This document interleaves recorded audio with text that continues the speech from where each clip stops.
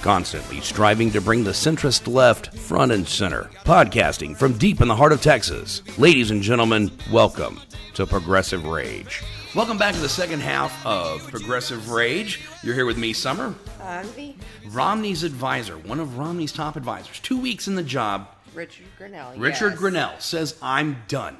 Now, it hasn't really come out in the stories yet why exactly he left. They are saying that he was frustrated with Team Romney because they didn't take on Obama about the foreign policy. I'm gathering that this Mr. Richard Grinnell is kind of a tough guy. Now, this is the guy that Newt Gingrich said as a friend. Now, I'm going to be honest. I was actually kind of surprised that an openly gay man was brought on to Team Romney.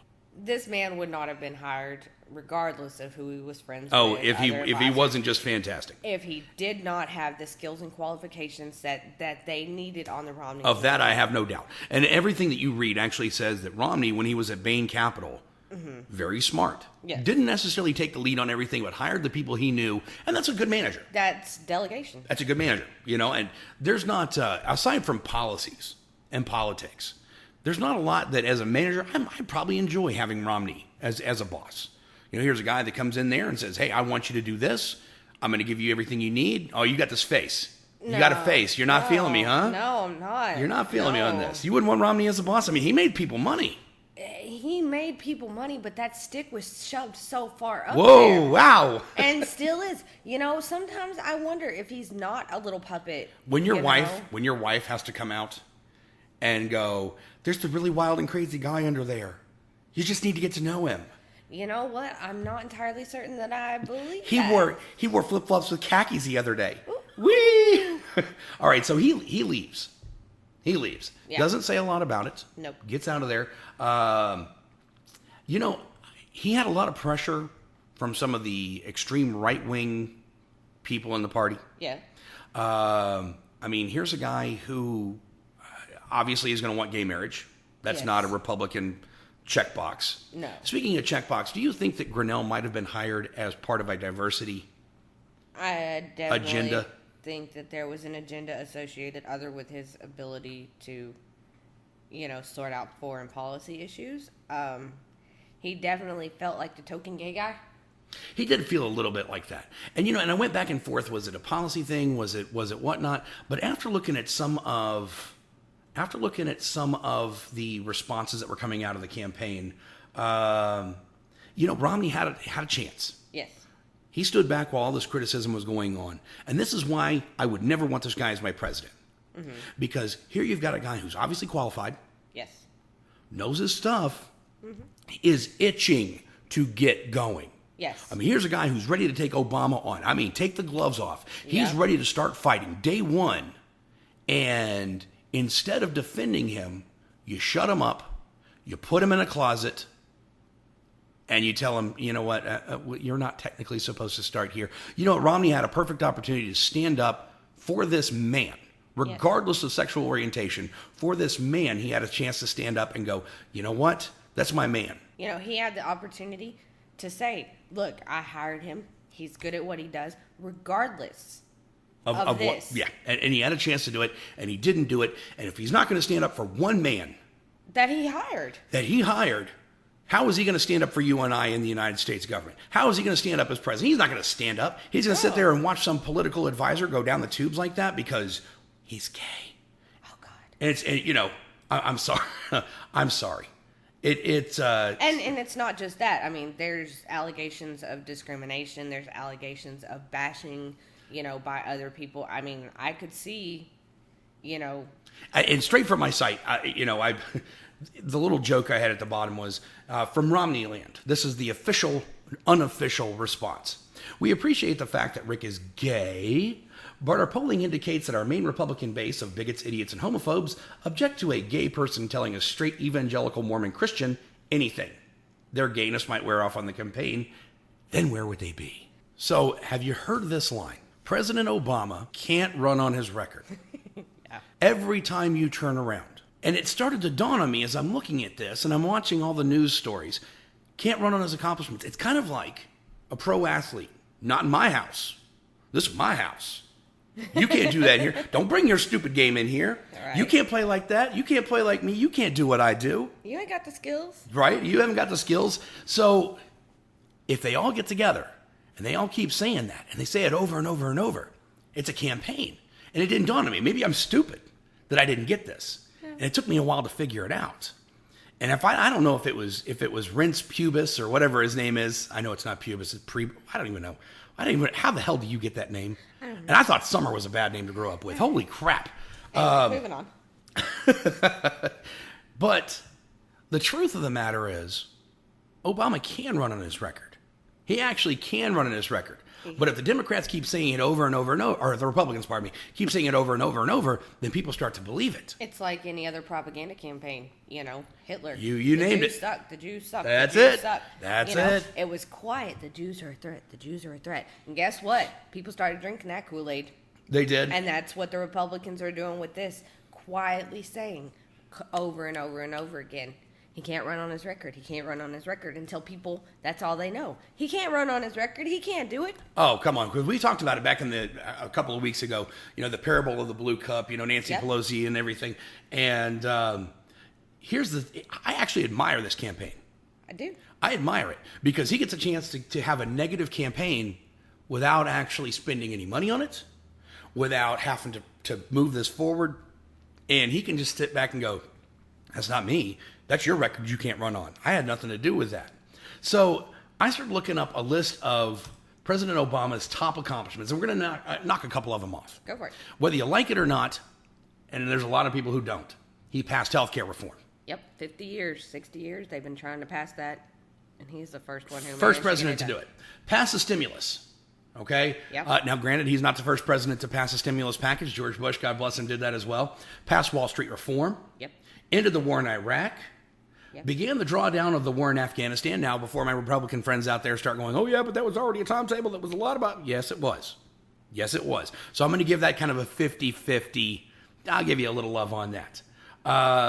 Eliminated Osama bin Laden. There's been a lot of crap in the news about that. Yeah. Did he spike the football, V?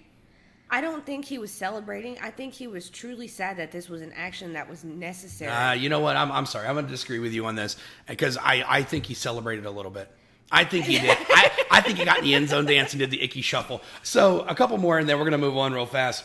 Toppled Muammar Gaddafi. That one's kind of iffy. Told Mubarak to go. This is on the list of. this is by Paul Glasteris from the Washington Monthly. Told him to go. Well, congratulations. I appreciate that. I'm not going to give you a lot of love on this. This is the one that I will give him a lot of love on. Repealed Don't Ask, Don't Tell. Regardless of their sexual orientation, when the bullets start flying, nobody's sitting there going, wow, he looks really great in those khakis. No, and that's true. And that's always been an argument that I've had.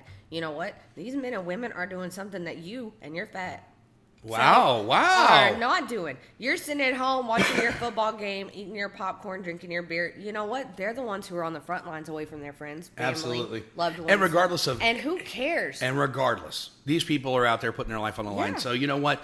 Repealing Don't Ask, Don't Tell, as far as I'm concerned, maybe not the best thing that our president has done. And maybe there's some things that he could have done otherwise. But you know what? I'm going to give him a lot of love on this. Very progressive. Okay. Yes. So the other day, I'm sitting there and I tell her, I tell my wife, I've got a crush. I got a man crush. Yeah. On this guy. All right. And she looks at me and she goes, are you kidding me with this? And I was like, no. I have a man crush on Mr. Krugman. We're talking about a huge economist. Actually worked in the Bush administration. Yes. Didn't like it, but he worked for him. It's funny how they hide under those rocks and say, I did it, but I didn't like it. You know what? Here's the thing. He's brilliant. Yes. I've never read an article so many times over and over and over because he actually gets to the heart of it. Right. He gets to the absolute heart of it.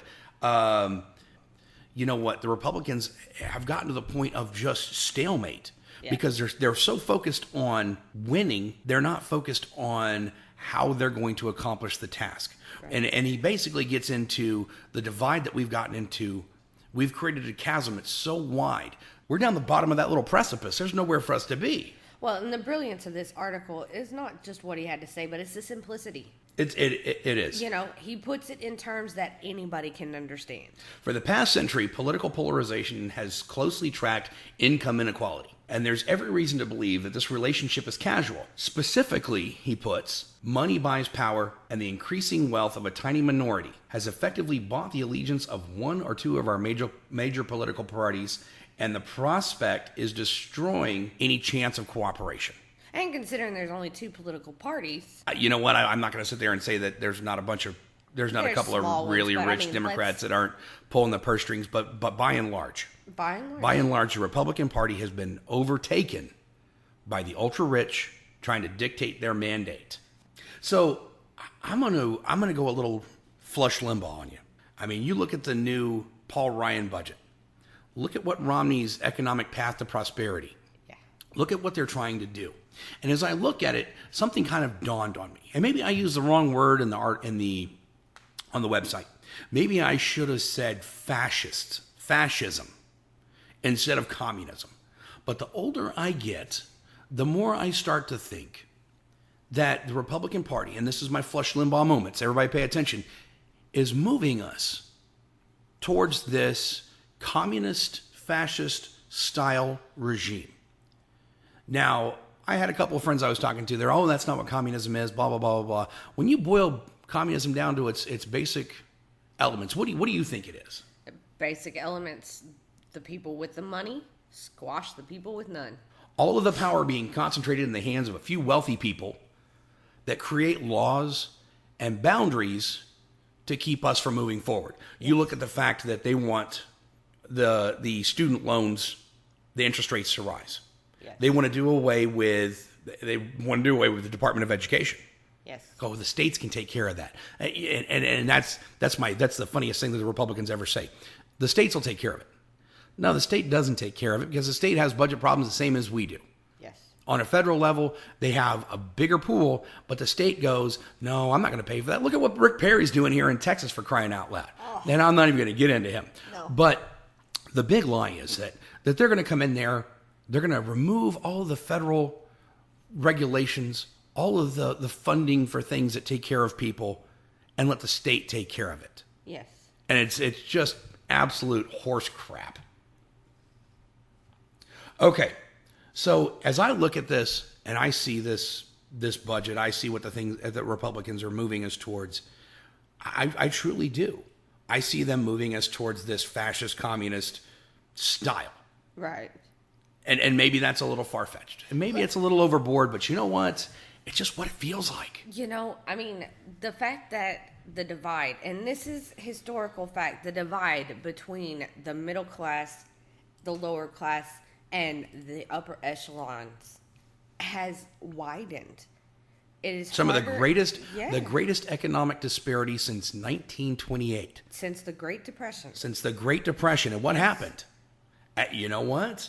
If you don't want to say that, and if you look at Marx and how they said, you know, you got a power in the hands of a bunch, then all of a sudden the people revolt, and then all of a sudden you've got this government that says, okay, we're going to do this, and that's the power of the people. Mm-hmm. You know, it's not too far of a jump to jump into that conspiratorial bandwagon and go, we are heading to a point in America where eventually there's going to be an uprising. Something's going to pop. It's going to come to a point, and you see it now with the Occupy Wall Street movements. Mm-hmm. You know, people are finally starting, and they're getting more and more supporters because more and more people are realizing that they are there. I tell you what, the media is trying to squash that. It's you know, the problem with Occupy Wall Street is they don't got their shit together. Is they need a couple of Tea Party people. They do. You want to talk about a marriage made in heaven?